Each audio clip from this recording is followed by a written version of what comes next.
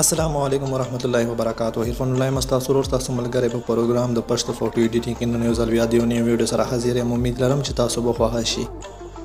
د ویډیو شروع کېدو نه اول خو به زه تاسو ته دا ووایم که تاسو چیرې اوسه پرې زموږ د یوټیوب چینل نه وي سبسکرایب کړی نو پلیز په یوټیوب سرچ کې ولیکئ پښتو فوټو ایډیټینګ، نو تاسو ته به زموږ چینل راشي او سمپلی به دا اوپن کړئ او په دې سبسکرایب باندې به کلیک وکړئ او په دې خوا کې ګنټۍ به تاسو ته راشي، په دې باندې به هم کلیک وکړئ چې زموږ ویډیو ټولو نه مخکې تاسو ته راسي. ټایم ډېر نه هره خپل ویډیو طرف ته ټول نه مخکې به تاسو خپل موبایل کې پیکارټ اوپن کړئ او په دې پلس باندې به کلیک کړئ، آل فوټو باندې به کلیک وکړئ.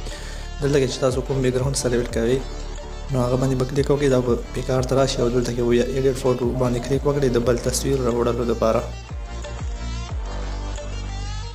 تاسو چې کومه پینج جوړه کړې بیک ګراوند مې چې ریموو کړی وي هغه تصویر به دلته راوړئ، او که تاسو ته د بیک ګراوند ریموو کېدو طریقه نه درځي نو په ډسکرپشن کې به تاسو ته د یو ویډیو لینک میلاو شي، هغه ویډیو وګورئ، تاسو ته به بیک ګراوند طریقه زده شي چې څنګه ریموو کولی شي.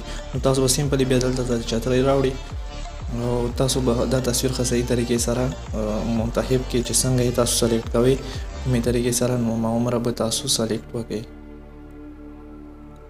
او که تاسو چیرې خپل تصویر داسې جوړول داسې غواړئ نو تاسو ته به په ډسکرپشن کې زموږ د واتساپ ګروپ لینک میلاو شي، تاسو واتساپ ګروپ لینک باندې کلیک وکړئ او زموږ د واتساپ ګروپ په تاسو جوین کړئ.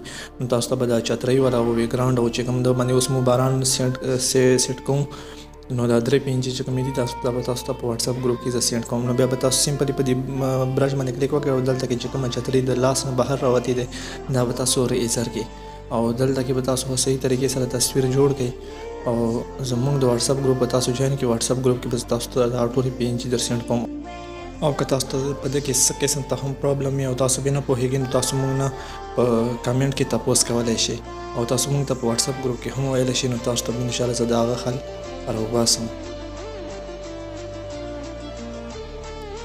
چې کله تاسو دا ټول تصویر جوړ کړئ نو تاسو به بیا سمپلی پاسه چې کوم د ټیک مارک نشان دی په دې باندې به کلیک وکړئ.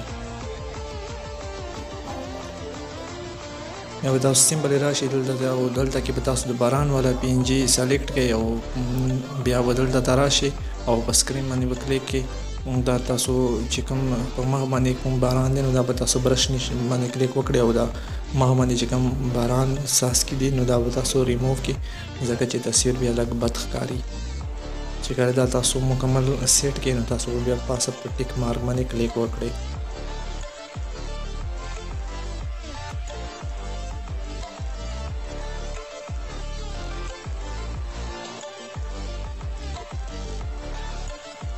کله چې تاسو په ټیک مارک باندې کلیک وکړو بیا به تاسو دلته د سمپلی راشئ او دلته کې به تاسو په افیکټ باندې کلیک وکړئ.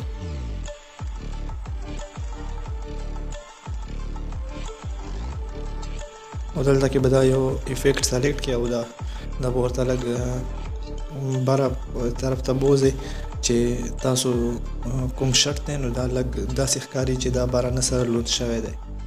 نو تاسو به سمپلی بیا په شرټ باندې دا افیکټ چې کوم دی دا به تاسو استعمال کړئ په صرف په شرټ باندې چې تاسو شرټ داسې ښکاري چې دا باران سره لوند شوی دی.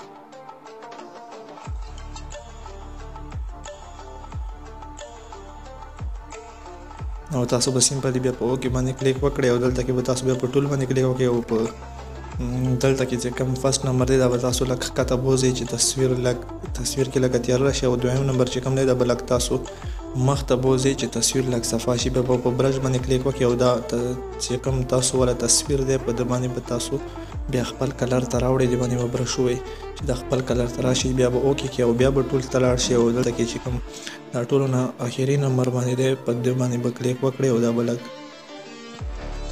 داسې مخ ته بوځئ او بیا چې کوم په د نمبر باندې دی نو دا به لږ مخ ته بوځئ او دا به تاسو بیا په برش باندې کلیک وکړئ او تاسو به صرف دا په خپل مخ باندې چې کوم تاسو مخ تصویر وي نو مخ باندې به تاسو کلیک وکړئ چې مخ رنګ مو لږ سپین غوندې شي.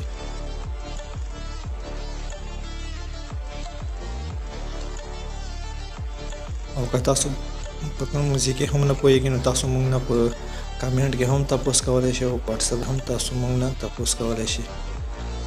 د واتساپ ګروپ لینک به تاسو ته په ډسکرپشن کې ملویږي او دا پی ان جي چې کومې دي دا به تاسو ته بیا زه په واتساپ ګروپ کې سینډ کوم.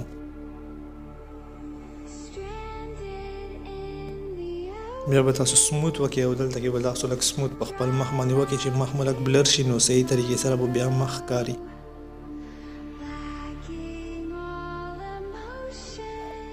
چې کله دا تاسو وکړئ بیا په ټیک مارک باندې کلیک وکړئ او دلته کې به تاسو ټیکسټ ته اوس راشئ. دلته کې چې تاسو څه هم لیکئ نو هغه تاسو لیکئ شي. دلته کې فار ایگزامپل زه لیکم I am waiting for you.